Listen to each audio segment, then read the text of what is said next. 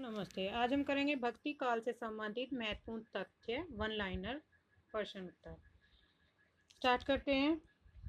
पूर्व मध्यकाल को हिंदी साहित्य भक्ति काल का समय है 1350 ईस्वी से 1650 ईस्वी तक का समय काल माना जाता है के मध्य का माना जाता है। कहाँ से कब तक? 1350 ईस्वी से 1650 ईस्वी के मध्य। भक्ति काल को हिंदी साहित्य काल का स्वर्ण काल भी कहा जाता है। तो कौन से काल को हिंदी साहित्य का स्वर्ण काल कहा जाता है? भक्ति काल को। भक्ति काल का उदय। भक्ति काल के उदय के बारे में सबसे पहले जॉर्ज ग्रियर्सन ने मत व्यक्त किया कि वे इसे ईसाईयत की देन मानते हैं। यानी कि ईसाईयत की देन किसे कौन मानते हैं? George Grierson. ताराचंद के अनुसार भक्ति काल का उदय अरबों की देन है। जो ताराचंद कवि हैं वे उसका उदय कहाँ से मानते हैं? अरबों की देन से मानते हैं। आचार्य रामचंद्र शुक्ल जी के अनुसार देश में मुसलमानों का राज्य प्रतिष्ठित हो जाने पर हिंदू जनता के हृदय में गौरव, गर्व और उत्साह के लिए वह आकाश न रह गया। उसके सामने ही उनके देव मंदिर गिराए जाते थे, देव मूर्तियां तोड़ी जाती थी और पूज्य पुरुषों का अपमान होता था और वे कुछ भी नहीं कर सकते थे। ऐसी दशा में वे अपनी वीरता गीत तो गाएंगे। वे अपनी वीरता के गीत तो गाते थे पर ना ही बिना लज्जित हुए सुन सकते थे। ना तो वे अपने जो वीरता के गीत गा सकते थे और ना उन्हें बिना सुने लज्जित हो सकते थे। अपने पौरुष से हताश जाति के लिए भगवान की शरणागति में जाने के अलावा दूसरे मार्ग ही क्या था उनके पास। भक्ति का जो सीता और दक्षिण की ओर से भक्ति का जो सीधा दक्षिण की ओर से धीरे धीरे उत्तर भारत की ओर बहने पहले से ही आ रहा था। यानी कि जब दक्षिण दिशा में भक्ति की लहर दौड़ी तो उससे पहले क्या थी? उत्तर भारत की ओर पहले से ही वह चली आ रही थी। उसे राजनीतिक परिवर्तन के कारण शून्य पड़ते हुए जनता के हृदय क्षेत्र में फैलने के लिए पूरा स्थान मिला। भक्ति काल। भक्ति काल को पूर्व मध्यकाल या भक्ति काल भी कहा जाता है, जिसका समय काल 1350 ईस्वी से 1650 ईस्वी के मध्य माना जाता है। भक्ति काल को मुख्यतः दो काव्य धाराएं हैं। पहली काव्य धारा निर्गुण काव्य धारा, दूसरी काव्य धारा है सगुण काव्य धारा। निर्गुण के भी दो भाग हैं, संत काव्य धारा और सूफी काव्य धारा। संत में आ जाएंगे ज्ञानश्री शाखा के कवि और सूफी में निर्गुण संत कवि, ज्ञानश्री शाखा के और सूफी संत के। सगुन में है राम भक्ति और कृष्ण भक्ति से संबंधित कवियों का वर्णन है। भक्ति काल के कवि और उनकी रचनाएं। भक्ति काल के प्रमुख कवि है। भक्ति काल के कवियों में सूरदास, संत शिरोमणि, रविदास, दूरदास, रसखान, व्यास जी, स्वामी हरिदास, मीराबाई, गदाधर भट्ट, हित हरिवंश, गोविंद स्वामी, छीत स्वामी, चतुर्भुज दास, कुबन दास, परमानंद दास और कृष्ण दास, श्री भट्ट, सूरदास, मदन मोहन, नंददास, चैतन्य महाप्रभु आदि कवि आते हैं। तो ये कौन से उसके हैं? ये भक्ति काल के प्रमुख कवि हैं। भक्ति काल के कवियों का विभाजन किया गया दो धाराओं में।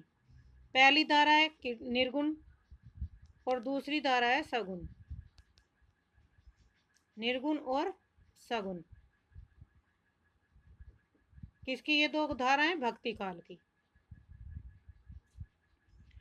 निर्गुण काव्य धारा में के कौन कौन से कवि आते हैं? तो निर्गुण काव्य धारा में संत कवि आते हैं जो ज्ञानश्री शाखा से संबंधित हैं। पहले इसमें है कबीरदास, रामानंद और नामदेव। सूफी काव्य प्रेम श्रेय शाखा से संबंधित है और इनमें कवि है मलिक मोहम्मद जायसी, मुल्ला दाऊद और कुतुबन। निर्गुण काव्य धारा से संबंधित। निर्गुण काव्य धारा के कवि ईश्वर में निर्गुण अर्थात निराकार रूप की आराधना करते थे। जो निर्गुण काव्य धारा के कवि थे वे ईश्वर के निराकार रूप की आराधना करते थे। निराकार का अर्थ होता है जिसका कोई आकार ना हो। निर्गुण काव्य धारा के कवियों को दो भागों में वर्गीकृत किया और इनकी दो धाराएं में विभाजित है, संत काव्य धारा और सूफी काव्य धारा। संत काव्य धारा में कौन कौन से कवि आएंगे? तो कबीर हैं, रैदास, रामानंद दास, नामदेव आदि कवि हैं। संत कबीरदास। संत कबीर की का परंपरा के प्रमुख प्रतिनिधि कवि माने जाते हैं। संत कबीर कबीरदास संत परंपरा के प्रमुख प्रतिनिधि कवि हैं, जिनका जन्म विषय में कोई प्रमाणित साक्ष्य नहीं है और जन श्रुतियों के अनुसार कबीर का जन्म 1398 ईस्वी में मृत्यु और 1518 ईस्वी में हुई। कबीर नीरू और नीमा नामक जुल्हा दंपति को तालाब के किनारे मिले थे। इन्होंने बच्चे का लालन पोषण किया, यानी कबीर का पालन पोषण किया, और यही बच्चा बाद में बड़ा होकर कबीर के नाम से जाना जाने लगा। कबीर के गुरु रामानंद थे। तो इम्पोर्टेंट है, कबीर अनपढ़ थे। उनके शिष्यों ने कबीर की वाणी को सजोकर रखा था, बाद में पुस्तक का आकार दिया और इनकी रचना बीजक नाम से जानी जाती थी। कबीर ने जीवन भर धार्मिक, सामाजिक अंधविश्वासों का तीखा विरोध किया और सामाजिक बुराइयों का भी इन्होंने विरोध किया। रामानंद कवि हुए। रामानंद जी के आविर्भाव काल, निधन काल, जीवन चरित्र आदि के संबंध में कोई भी प्रमाणित सामग्री उपलब्ध नहीं है। ये लगभग 15 सदी के उत्तरार्ध में हुए और इनकी शिक्षा दीक्षा काशी में हुई। ये रामानुजाचार्य परंपरा के शिक्षक थे, यानी कि जो रामानंद के गुरु थे वे रामानुजाचार्य थे। नामदेव महाराष्ट्र के भक्त रूप में प्रसिद्ध थे। सतारा जिले के नरसी बैनी गांव में सन 1267 ईस्वी में इनका जन्म हुआ। इनके गुरु का नाम संत विसोबा खेचर था, संत विसोबा खेवर था। नामदेव मराठी और हिंदी दोनों भाषाओं में भजन गाते थे। उन्होंने हिंदू और मुसलमान के मिथ्या रूढ़ियों को विरोध किया। सूफी काव्यधारा में प्रमुख कवि ये थे संत काव्यधारा के, अब सूफी के। सूफी में मलिक मोहम्मद जायसी। इनका जन्म 1492 ईस्वी में लगभग हुआ। रायबरेली दिल्ली के जायस नामक स्थान पर जन्म लेने वाले मलिक मोहम्मद जायसी के बचपन का नाम मलिक शेख मुंसफी था। जायस के निवासी होने के कारण वे जायसी कहलाए। मलिक मोहम्मद जायसी सूफी काव्यधारा प्रेम मार्गी शाखा के प्रतिनिधि कवि थे। इनकी रचना है पदावत, अखरावट, आखिरी कलाम और चित्ररेखा। मुल्ला दाऊद एक सूफी कवि हैं और इनकी रचना है चंदायन। इस ग्रंथ की रचना 1379 ईस्वी में हुई और यह एक प्रेमाख्यान परंपरा का दूसरा काव्य माना जाता है। कुतुबन की रचना मृगावती है, जिसका रचना काल 1503 ईस्वी में। ये चिश्ती वंश के शेख बुरहान के शिष्य थे। कुतुबन किसके शिष्य थे? कुतुबन के गुरु थे शेख बुरहान तथा जौनपुर के बादशाह हुसैन शाह के आश्रित थे और यह ग्रंथ अवधी भाषा में लिखा गया। निर्गुण काव्य की विशेषताएं। जैसा सभी जानते हैं कि भक्ति काल में दो प्रधान धाराएं थी, निर्गुण काव्य धारा और सगुण काव्य धारा। निर्गुण काव्य धारा की भी दो शाखाएं, ज्ञानश्री शाखा संत कवि के से संबंधित और प्रेमश्री शाखा जो सूफी काव्य से संबंधित है। ज्ञानश्री शाखा को संतों ने पोषित किया। नतीजा यह हुआ कि काव्य की यह धारा जन जन जीवन और पवित्र बनाने वाली सिद्ध हुई। डॉक्टर श्याम सुंदर दास का मत है कि संत कवियों ने अपनी निर्गुण भक्ति द्वारा जनता के हृदय में अपूर्व आशा उत्पन्न की, उसे कुछ अधिक समय तक विपत्ति की अथाह जल राशि के ऊपर बने रहने की उत्तेजना दी। संत कवियों ने समाज में फैले हुए विभिन्न आडंबरों, रूढ़ियों, अंधविश्वास आदि का पर्दाफाश किया और जनता के सच्चे और अच्छे मार्ग की ओर अग्रसर। इंपॉर्टेंट फैक्ट है, ये कथन है श्याम सुंदर दास जी का। ज्ञानश्री शाखा ये संत काव्यधारा में निम्नलिखित विशेषताएं और प्रवृत्तियां देखी गई हैं। जैसे निजी धार्मिक सिद्धांतों का अभाव रहा। संत साहित्य में निजी सिद्धांतों का अभाव है। ब्रह्मा, जीव, माया, संसार आदि के संबंध में कवियों ने जिन बातों का वर्णन किया वे पूर्ववर्ती आचार्यों और कवियों की देन है। आचार पक्ष की प्रधानता। संत कवियों ने अपने काव्य में असंयम, अनाचार, आडंबर का विरोध किया और इनमें खान पान, आचार विचार, शुद्धता और सदाचार को विशेष महत्व दिया। इनकी सहज साधना सहज आचारों को पालन करने की साधना है। इन्हीं आचारों के आधार पर अनेक पंथ बने। आज भी भारत में नानक, कबीर पंथ, दादू पंथ आदि बने हैं। इनमें मौलिक एकता है। गुरु के प्रति श्रद्धा। अच्छा, ज्ञानश्री शाखा के जो संत कवि थे वे गुरु के प्रति क्या रखते थे? श्रद्धा भाव रखते थे। संत कवियों ने अपनी रचनाओं में गुरु को सबसे ऊंचा स्थान दिया। उन्होंने ईश्वर के प्राप्ति हेतु सदगुरु को आवश्यक बताया। इन्होंने कहा कि ईश्वर को प्राप्त करने के लिए हमें एक सच्चे गुरु की आवश्यकता है। अगर हमारे पास सच्चा गुरु है तो हमें ईश्वर की प्राप्ति हो सकती है। सदगुरु अनंत प्रकार से शिष्य का उपकार करता है और वह अपनी आध्यात्मिक शक्ति के सहारे जीव को ब्रह्मा का अलौकिक दर्शन भी कराता रहेगा। निम्न जाति के कवि। निर्गुण काव्यधारा के अधिकांश कवि निम्न जाति में उत्पन्न हुए और समाज के निचले स्तर की गृह जातियों में जन्म लेने के कारण उन्हें ऊंच नीच संबंधों में कटु अनुभव था। यानी कि जो भी जितने भी ये कवि हुए ये निम्न जाति के हुए और इन्होंने जाति का क्या हुआ, कड़वा अनुभव प्राप्त किया। जात पात का विरोध सबसे ज्यादा था। इन कवियों में कबीर, जुला, रैदास, चमार, सैन, नाई, दादू, धुनिया, सदन, कसाई, नाबादास डोम के घर में जन्मे थे। सामाजिक कुरीतियों के ये विरोधी रहे। इन कवियों ने एक स्वर से जाति पाति ऊंच नीच आदि कुरीतियों का व्यापक पैमाने पर विरोध किया। समाज के निचले स्तर के आने के कारण इन कवियों के लिए ज्ञान प्राप्ति के दरवाजे बंद थे। ज्ञान की प्यास बुझाने से कवियों ने अनेक दरवाजे खटखटाए, किंतु कोई भी पंडित या महात्मा इन्हें शिक्षा देने के लिए तैयार नहीं हुआ। शिक्षा की कमी। संत कवि अधिक पढ़े लिखे नहीं थे। कबीर के संबंध में भी उन्होंने स्वयं स्वीकार किया कि मसी कागज छुओ नहीं, कलम गई नहीं हाथ, चारिक जुग को महात्म मुख ही जनाई बात। कि मैंने जो है कभी भी कागज नहीं छुआ और कलम हाथ में नहीं ली और मुख से जो बात कही उससे ही वे क्या हुए, महान बने। इसका परिणाम यह हुआ, इन कवियों के ज्ञान का भंडार पंडितों, महात्माओं, संतों तथा स्थान ब्राह्मण की देन है। इनके काव्य में मन की गुनी, कान की सुनी और आंख की देखी बातों की चर्चा की गई है।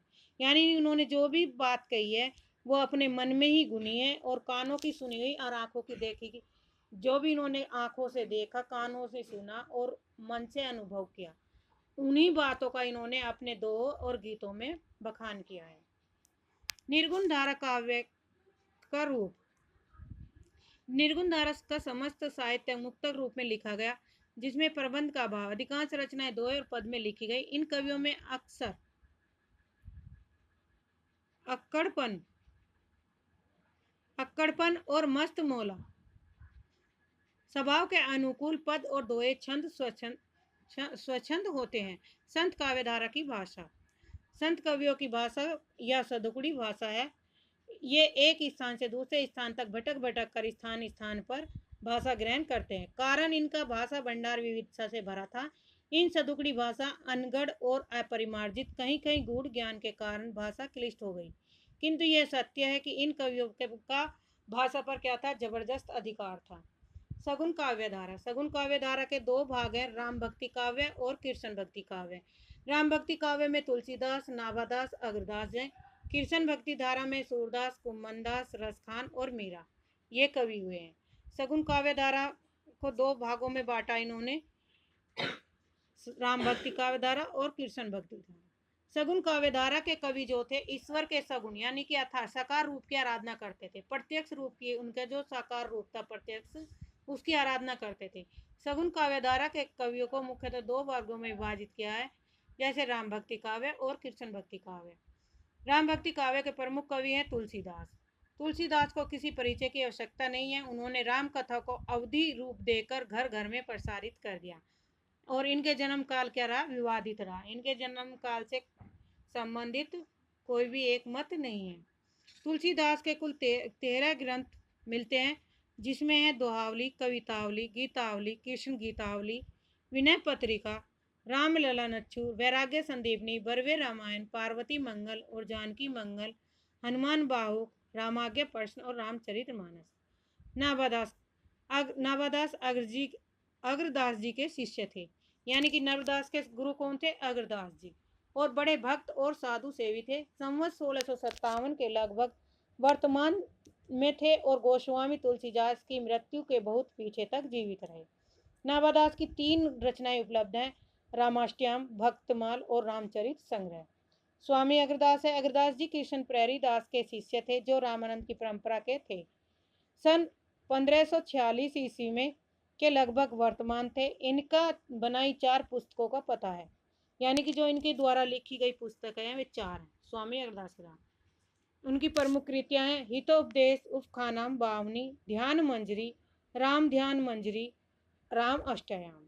कृष्ण काव्यधारा के प्रमुख कवि में हुए सूरदास जी। सूरदास कृष्ण भक्ति शाखा के प्रतिनिधि कवि हैं। सूरदास नेत्रहीन थे, जिनका जन्म 1478 ईस्वी में हुआ था तथा मृत्यु 1573 ईस्वी में हुई थी, और इनके पद गे और इनकी रचनाएं 3 पुस्तकों में संकलित है। सूर सारावली, इसमें 1103 पद है। साहित्य लहरी। सूर सागर, इसमें 12 स्कंद और 1.25 लाख पद थे, किंतु अब वे 45,000 पद ही मिलते हैं। इसका आधार श्रीमद् भागवत पुराण से। वेरी इंपॉर्टेंट फैक्ट है, क्वेश्चन में पूछे जाते हैं। पदों की संख्या ही पूछ लेंगे। कुंभनदास। कुंभनदास अष्टाप के प्रमुख कवि है, जिनका जन्म है 1668 ईस्वी में गोवर्धन मथुरा में हुआ था तथा मृत्यु 1582 ईस्वी में हुई, और इनके फुटकल पद ही मिलते हैं। नंददास। नंददास का समय है 16वीं सदी के अंतिम चरण के कवि है, जिनका जन्म है 1513 ईस्वी में रामपुर में हुआ और मृत्यु 1583 ईस्वी में हुई थी। इनकी भाषा क्या थी? ब्रज थी। और नंददास की 13 रचनाएं हैं, जो इस प्रकार है। रास पंचाध्याय, सिद्धांत पंचाध्याय, अनेकार्थ मंजरी, मान मंजरी, रूप मंजरी, विरह मंजरी, भंवर गीत, गोवर्धन लीला, श्याम सगाई, रूकमणि मंगल, सुदामा चरित, भाषा दशम स्कंद और पदावली। रसखान। इनका असली नाम सैयद इब्राहिम था, जिनका जन्म हरदोई में 1533 से 1558 के बीच हुआ। इन्होंने अपना संपूर्ण जीवन कृष्ण भक्ति को समर्पित कर दिया था। इन्हें प्रेम रस की खान भी कहा जाता है। प्रेम रस की खान किसे कहा जाता है? तो रसखान को। रसखान की प्रमुख रचनाएं सुजान रसखान और प्रेम वाटिका। मीराबाई। मीराबाई स्वयं एक लोक नायिका है, जिनका जन्म 1498 ईस्वी में हुआ था तथा मृत्यु 1547 ईस्वी में। इन्होंने मध्यकाल में स्त्रियों की प्राचीन बेड़ियों को तोड़कर स्वतंत्र होकर कृष्ण प्रेम का प्रदर्शन करने का साहस किया। इन्होंने सामाजिक और पारिवारिक दस्तूरी का बहादुरी से मुकाबला किया और कृष्ण को अपना पति मानकर उनकी भक्ति में लीन हो गई। उनके ससुराल पक्ष ने उनकी कृष्ण भक्ति को राजघराने के अनुकूल नहीं माना और समय समय पर उन पर अत्याचार किए जाते रहे। मीरा स्वयं को कृष्ण की प्रेयसी मानती है तथा अपने सभी पदों में उसी तरह का व्यवहार करती है। इनकी मृत्यु के लेकर कई किंवदंतियां हैं, यानी कई मतभेद हैं। इनके सभी पद क्या हैं? गे पद में लिखे गए। इनकी रचना मीरा पदावली पद में संग्रहित है। इंपोर्टेंट है। सगुन भक्ति काव्य की विशेषता है। अब भक्ति काल अथवा पूर्व मध्य काल हिंदी साहित्य का महत्वपूर्ण काल है, जिसे स्वर्ण युग विशेषण से विभूषित किया जाता है। इस काल की समय सीमा विद्वानों द्वारा संवत 1375 से 1700 ईस्वी तक माना है। राजनीतिक, सामाजिक, धार्मिक, दार्शनिक, साहित्य और सांस्कृतिक दृष्टि से अंत विरोधों से परिपूर्ण होते हुए भी इस काल में भक्ति की ऐसी धारा प्रभावित हुई, जो विद्वानों में एक मत से इसे भक्ति काल कहा। भक्ति भज धातु में कितिन प्रत्यय के साथ निर्मित शब्द भक्ति अत्यंत व्यापक और गहन है। साडिल्य और नारद भक्ति के सूत्र में भक्ति को सा पुनर्रक्तेश्वर एवं तस्मिन परम प्रेम रूपा कहकर परिभाषित किया।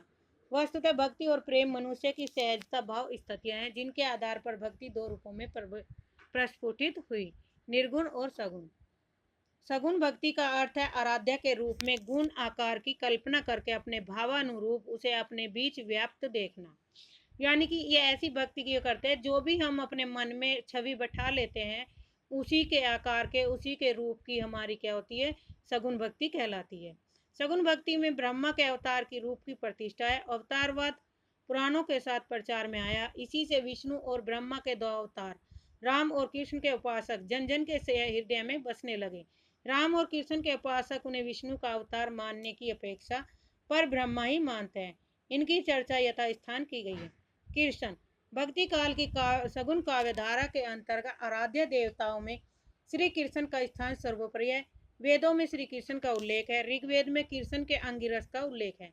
पुराणों तक आते आते राम और कृष्ण के अवतार को रूप में प्रतिष्ठापित हो गए थे। श्रीमद् भागवत पुराण में उन्हें पूर्ण ब्रह्मा के रूप में चित्रित किया गया।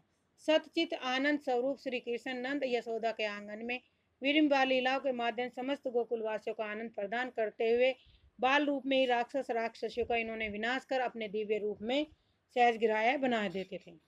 वे ही सर्वव्यापक, अविनाशी, अजर, अमर, अगम आदि विशेषणों से युक्त होते हुए भी ब्रज के प्रत्येक प्राणी को उसके भावानुरूप आनंद प्रदान करते हैं।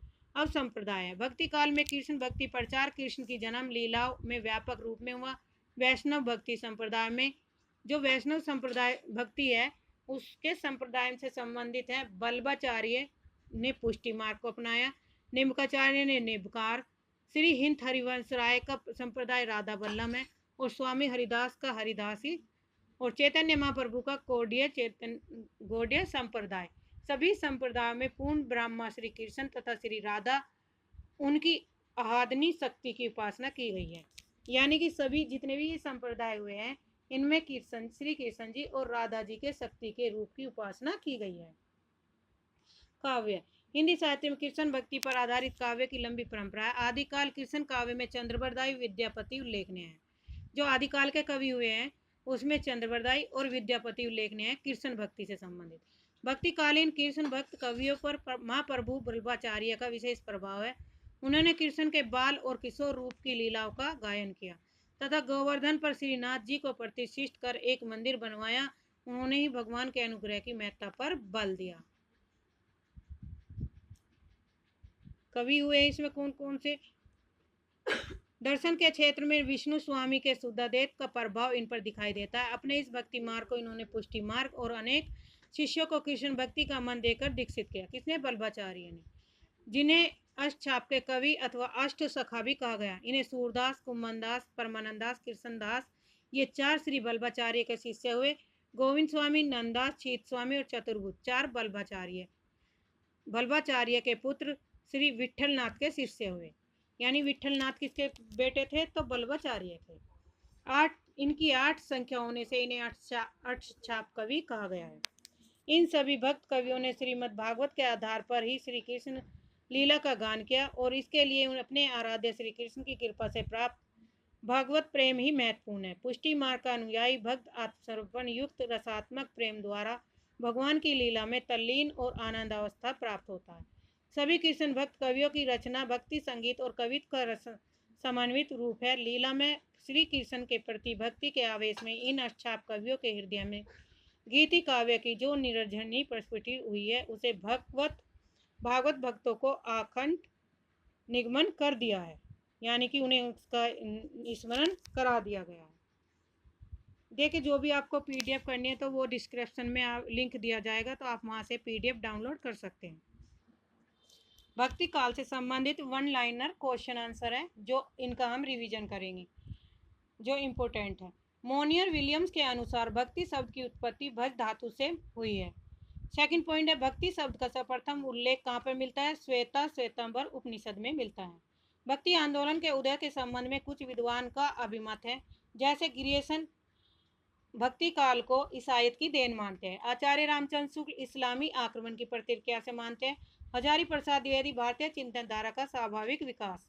गजानन माधव मुक्तिबोध ऐतिहासिक सामाजिक शक्तियों के रूप में जनता के दुख और कष्टों से हुआ मानते हैं। नेक्स्ट है, भक्ति आंदोलन के उद्गम स्थल के संबंध में कुछ विद्वानों के महत्वपूर्ण कथन है जो इस प्रकार है। भक्ति काल का जो सोता दक्षिण की ओर से धीरे धीरे उत्तर भारत की ओर से पहले से ही आ रहा था, उसे राजनीतिक परिवर्तन के कारण शून्य पड़ते हुए जनता के हृदय क्षेत्र में फैलने के लिए पूरा स्थान मिला। यह कथन है आचार्य रामचंद्र शुक्ल का, इंपोर्टेंट है परीक्षा की दृष्टि से।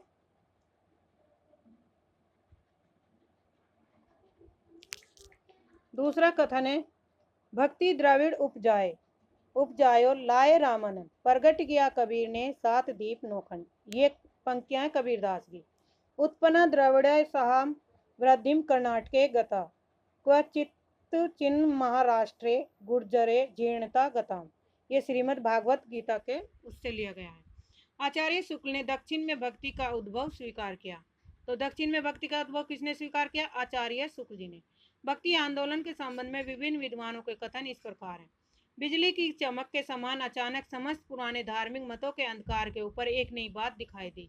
कोई हिंदू यह नहीं जानता कि यह बात कहाँ से आई और कोई भी इसके प्रादुर्भाव का कारण निश्चित नहीं कर सकता।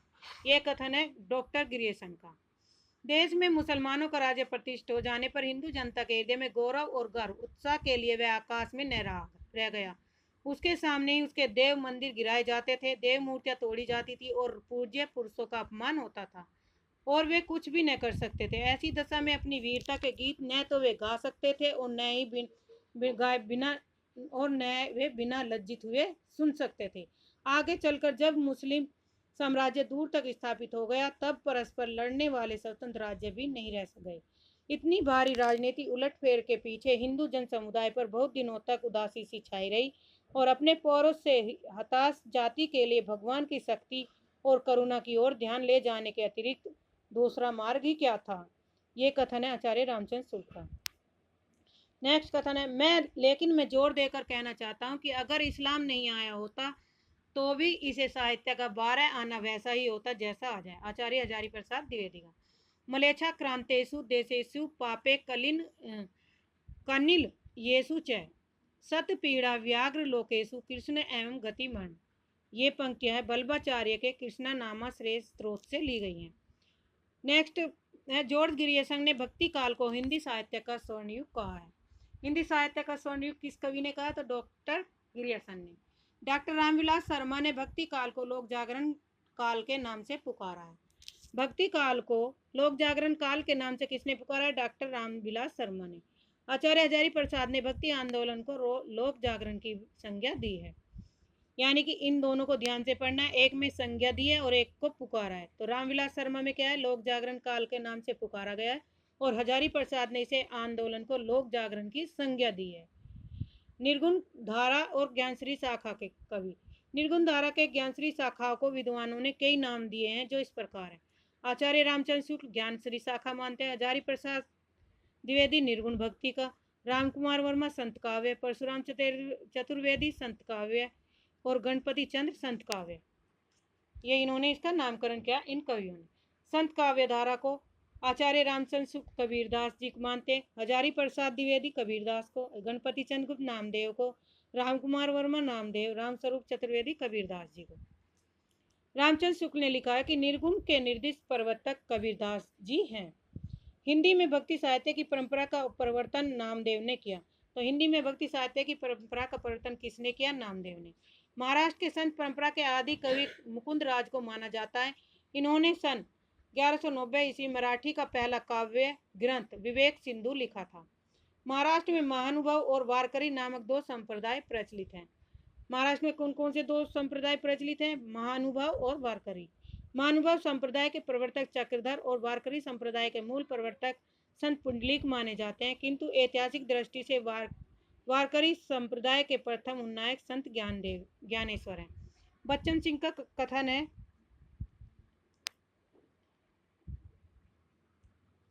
हिंदी भक्ति काव्य का प्रथम क्रांतिकारी पुरस्कर्ता किसे मानते हुए? कबीर को कहते हैं। मुसलमान के अनुसार कबीर के गुरु का नाम शेख फकीर तकी था। यानी कि जो मुसलमान व्यक्ति थे, मुसलमान जाति के लोग जो कबीर का जो गुरु मानते थे वो शेख तकी को मानते थे। सिकंदर लोधी के पीर गुरु भी कहा जाता है। कबीर की वाणी संग्रह उनके शिष्य धर्मदास ने बीजक नाम से सन 1464 ईस्वी में किया था। बीजक के 3 भाग किए, रमेनी, शब्द और साखी। बीजक के कितने भाग है? 3, रमेनी, शब्द और साखी। कबीर की रचनाओं में प्रयुक्त छंद और भाषा है। रमेनी की का अर्थ है रामायण, शब्द का अर्थ साखी का साक्षी। इसमें रमेनी में चौपाई और प्लस दोहा में लिखी गई है रमेनी रचना। शब्द रचना गे पद में है और साखी दोहा में। भाषा इनकी रमेनी की ब्रजभाषा और पूर्वी बोली है। शब्द में ब्रजभाषा पूर्वी बोली और साखी में है राजस्थानी पंजाबी मिली खड़ी बोली है। कबीरदास की भाषा को पंचमेल की खिचड़ी, सदुकड़ी आदि का नाम अभिहित किया जाता है। आचार्य यानी कि कबीरदास की भाषा को किस नाम से पुकारते हैं? पंचमेल खिचड़ी और सदुकड़ी भाषा। आचार्य हजारी प्रसाद द्विवेदी ने कबीर को भाषा का डिटेक्टर कहा है। तो किस कवि ने कबीर को भाषा का डिटेक्टर कहा? आचार्य हजारी प्रसाद द्विवेदी ने। आचार्य रामचंद्र शुक्ल के अनुसार कबीर की रचनावली का सबसे प्राचीन प्रति सन 1512 ईस्वी में लिखी गई। कबीरदास की भाषा के संबंध में विद्वानों के मत प्रस्तुत। श्याम सुंदर दास कबीर की भाषा को पंचमेल खिचड़ी कहते हैं। आचार्य रामचंद्र शुक्ल सदुकड़ी भाषा कहते हैं। हजारी प्रसाद भाषा के डिटेक्टर मानते हैं। कबीर की वाणियों का सबसे पुराना नमूना गुरु ग्रंथ साहब में मिलता है। कबीर के संबंध में महत्वपूर्ण कथन है, इसमें कोई संदेह नहीं कि कबीर ने ठीक मौके पर जनता के उस बड़े भाग को संभाला जो नाथपंथियों के प्रभाव से प्रेम भाव और भक्ति रस से शून्य सुस्त पड़ता जा रहा था। यह कथन किसका है? आचार्य रामचंद्र शुक्ल जी का। उन्होंने भारतीय ब्रह्मवाद के साथ सूफियों के भावात्मक रहस्यवाद, हठ योगियों के साधनात्मक रहस्यवाद और वैष्णव के अहिंसावाद तथा प्रतिपाद का मेल करके अपना पंथ खड़ा किया। यह कथन किसका है? आचार्य रामचंद्र शुक्ल का। भाषा बहुत परिष्कृत और परिमार्जित न होने पर भी कबीर की उक्तियों में कहीं कहीं विलक्षण प्रभाव और चमत्कार है। प्रतिभा उनमें बड़ी प्रखर है, यह संदेह नहीं। आचार्य रामचंद्र शुक्ल जी का कथन है। कबीरदास की मृत्यु कहाँ पर हुई? मगहर में। कबीर की पत्नी का नाम क्या था? लोई था, और पुत्र पुत्री का नाम कमाल और कमाली था। संत रैदास रविदास मीराबाई उदय के गुरु माने जाते हैं। यानी कि मीराबाई के गुरु कौन है? संत रैदास। रैदास के 40 पद गुरु ग्रंथ साहब में संकलित हैं। गुरु नानक देव सिख संप्रदाय के मूल प्रवर्तक आदि गुरु थे।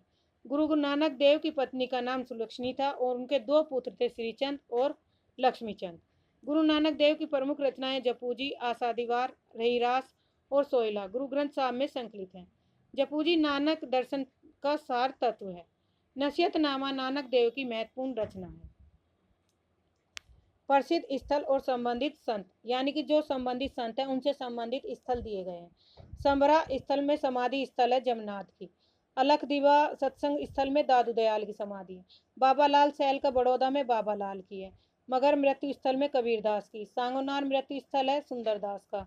बराने राजस्थान मृत्यु स्थल है दादू दयाल का। द्वारका में मृत्यु स्थल मीराबाई का। इम्पोर्टेंट है।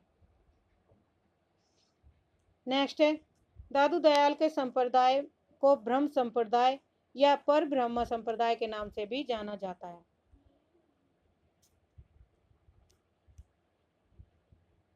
निरंजनी संप्रदाय उड़ीसा में प्रचलित है। दादू पंथ के उत्तराधिकारी दादू के पुत्र गरीबदास और मिस्कीन दास थे। गरीबदास और मिस्किन दास। कबीर दास के उत्तराधिकारी कमाल व धर्मदास थे। प्रमुख संत कवियों द्वारा रचित ग्रंथ और भाषाएं इस प्रकार हैं। ये नहीं है लाइन। दादू दयाल की वाणियों का सर्वप्रथम संपादन उनके 2 शिष्य थे, संतदास और जगन्दास ने हरले वाणी शीर्षक से किया था और पुनः रजब ने अंगवधु शीर्षक से इनका संपादन किया। बाबा लाल द्वारा रचित असरारे मार्फत में उनका और दारा सिखों का वार्तालाप संग्रहित है। संत कवियों में बावरी साहिबा महिला संत साधिका थी। अक्सर अनन्य प्रसिद्ध छत्रसाल के गुरु थे। संत रजब का पूरा नाम रजब अली खां था। संत शेख फरीद का दूसरा नाम शाह ब्रह्मा या इब्राहिम शाह या शंकर गज था।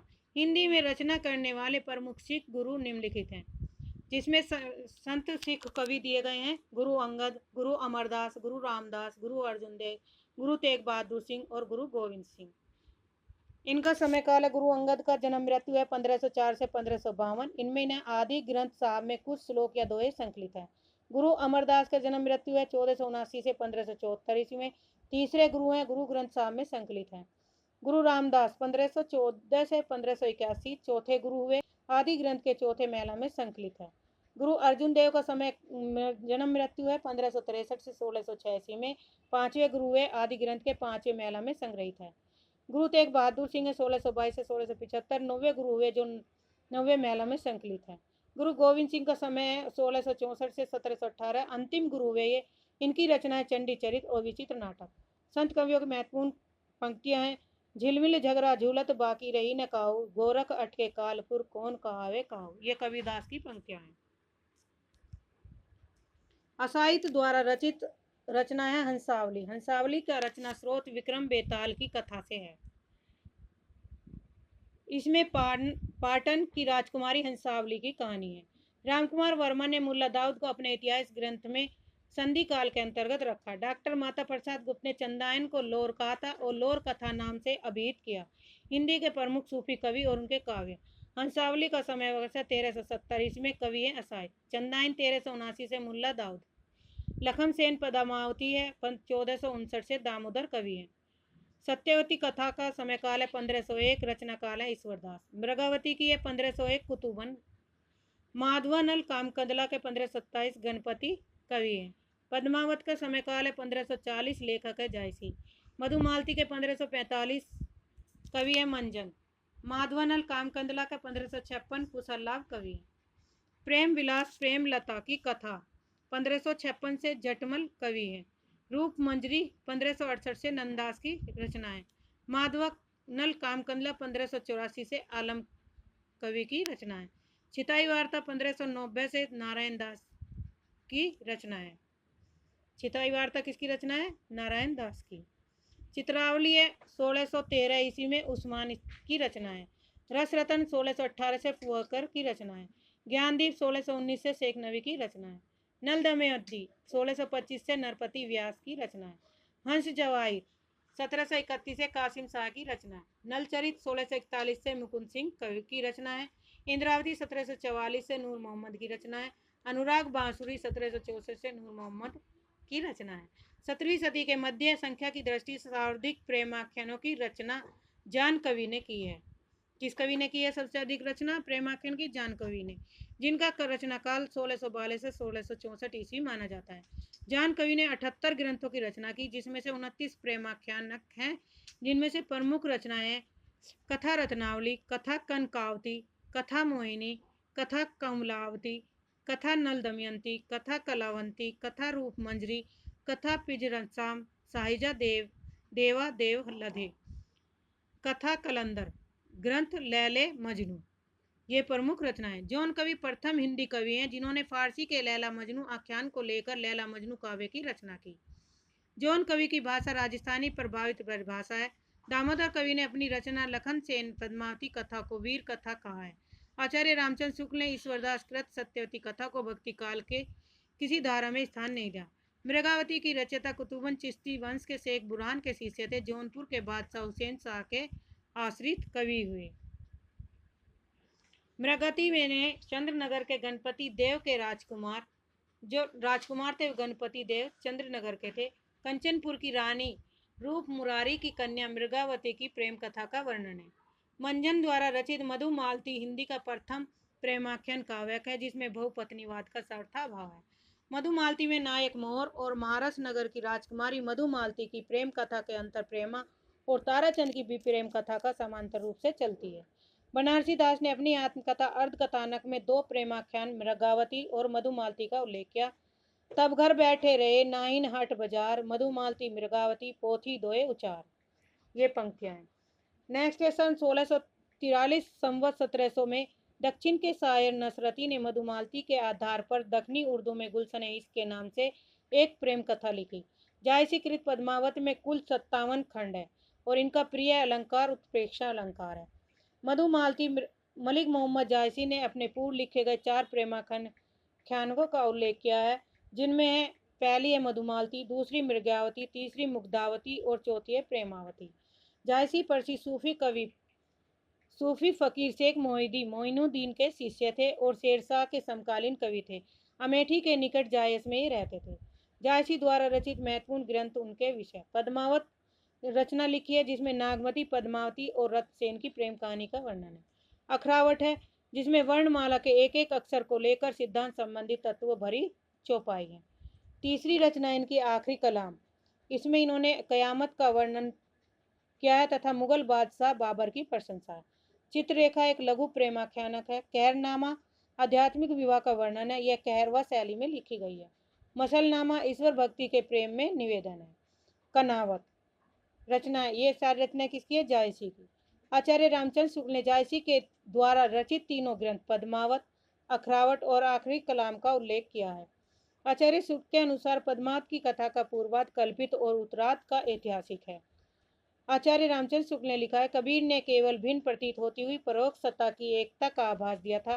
प्रत्येक जीवन की एकता का दृश्य सामने रखने की आवश्यकता बनी थी। यह जायसी द्वारा पूरी की गई। पद्मावत में प्रयुक्त जो प्रतीकार्थ है निम्न वे इस प्रकार है। पद्मावत और प्रतीकार्थ चिन्ह है। रथसेन मन का आत्मा से, सिंगल का हृदय से संबंध है। पद्मावती का श्रद्धा और सात्विक बुद्धि यानी परमात्मा से। सुआ या हीरामन तोता गुरु से। नागमती का दुनिया धंधा सांसारिक बुद्धि के चिन्ह प्रतीक है। राघव चेतन शैतान का, अलाउद्दीन माया का प्रतीक है। रत्नसेन मन या आत्मा का। सिंगलदेव प्रतीक किसका? हृदय का। पद्मावती श्रद्धा या सात्विक परमात्मा का। सुआ किसका प्रतीक है? हीरामन गुरु का। नागमती दुनिया धंधा संसारिक बुद्धि। राघव चेतन शैतान, अलाउद्दीन माया का प्रतीक है। विजय देव नारायण सायनी ने पद्मावत को हिंदी कुंभ में अपने ढंग की एक अकेली ट्रेजिक कृति कहा है। इम्पोर्टेंट है। पद्मावत का नागमती वियोग खंड हिंदी साहित्य की अनुपम निधि है। प्रेमाख्यान काव्य में 5 चौपाई के बाद एक दोहा देने की परंपरा निम्नांकित कृतियों में पाई जाती है। कौन कौन सी कृतियां हैं ये? मृगावती है, मधुमालती, इंद्रावती, सत्यवती कथा और चंदायन, आलमकृत माधवा नल काम कंदला में है। प्रेमाख्यान काव्यों में 7 चौपाई के बाद एक दोहा देने की परंपरा निम्नांकित कृतियों में भी पाई जाती है, पद्मावत और चित्रावली में। सूफी कवि उस्मान चिश्ती वंश परंपरा में हाजी बाबा के शिष्य थे और बादशाह जहांगीर के समकालीन थे। उस्मान कृत चित्रावली में नेपाल के राजकुमार सुजान और रूपनगर की राजकुमारी चित्रावली की प्रेम कथा का वर्णन है। चित्रावली में अंग्रेजों के द्वीप का भी वर्णन किया गया है। नूर मोहम्मद दिल्ली के बादशाह मोहम्मद शाह के समकालीन थे। नूर मोहम्मद ने फारसी भाषा में रोजतुल हकायक नामक ग्रंथ की रचना की। नूर मोहम्मद कृत इंद्रावती में कालिंजर के राजकुमार और आगमपुर की राजकुमारी इंद्रावती की प्रेम कहानी है। आचार्य शुक्ल ने नूर मोहम्मद कृत अनुराग बांसुरी की निम्न विशेषताओं का उल्लेख किया। इसकी भाषा सूफी रचनाओं में से बहुत अधिक संस्कृत गर्भित है। हिंदी भाषा के प्रति मुसलमानों का भाव है।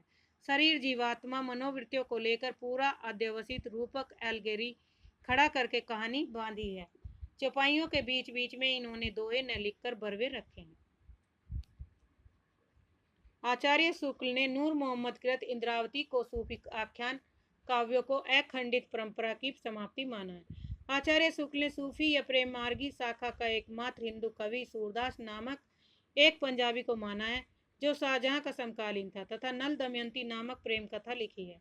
महत्वपूर्ण प्रेमाख्यानक काव्य और उसके नायक नायिका: चंदायन, लोरिक चंदा, सत्यवती कथा, राजकुमारी सत्यवती और राजकुमार ऋतुपर्ण, मृगावती है, राजकुमार मृगावती है, पद्मावत रत्नसेन पद्मावती और पत्नी नागमती, मधुमालती मनोहर और प्रेमा ताराचंद, माधवानल कामकंदला माधव, रूपमंजरी है, विवाहिता रूपमंजरी कृष्ण का, रतन सेन है, रंभा और सोमा।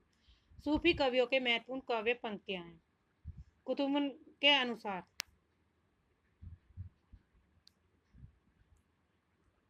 रुक्मिणी पुनी वैसे ही मरी जगई, कुलवंती संत सो सही सती भई, 12 वह भीतर वह कोई, घर बाहर को रहे न जोई, विधि कर चरित न जाने आनु, जो सिरसा जो जाई ही निहानु। मंजन की पंक्तियां: देखती पहचानो तो ही, यही रूप जही छंद रयो मोही, यही रूप बुत अहे छपाना, यही रूप सब सृष्टि समाना, यही रूप शक्ति और शिव, यही रूप त्रिभुवन कर जीव, यही रूप प्रगटे बहु बेसा, यही रूप जंग नंग रंक नरेसा, ब्रह अवधि अवगा अपारा, कोटि माही एक परेत पारा, ब्रह की जगत अविरथा जाई, ब्रह रूप यह सृष्टि सभाई। आगे दी गई है विशेषताएं, संत काव्यधारा और निर्गुण काव्यधारा की विशेषताएं यहाँ पॉइंटों में है।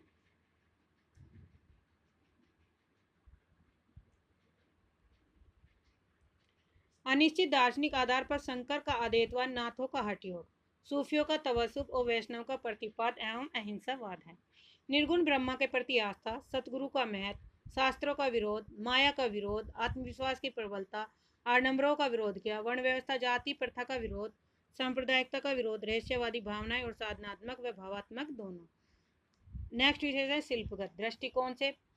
संत कवि मूलतः भक्त है, कवि नहीं। शिल्प की सजगता और बारीकी नहीं है। भाषा अनेक स्थान पर संप्रदाय से संबंधित शब्दावलियों के कारण सदुकड़ी, ब्रज, राजस्थानी, पंजाबी, अरबी, फारसी आदि भाषाओं के शब्दों के मेल के कारण इसे पंचमेल खिचड़ी कहा गया है।